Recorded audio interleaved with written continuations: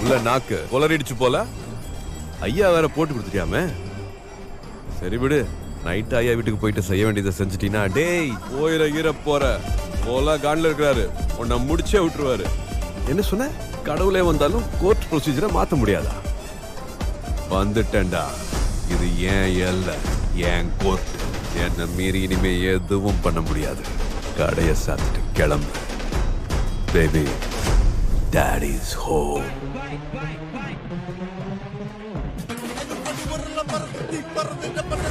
சரவடி ஆயிரம் பத்தனுமா சுருட்டொரு லாரிய பட்டனுமா கடற்கரை நெத்திலி மஞ்சரமா படையல நெருப்பி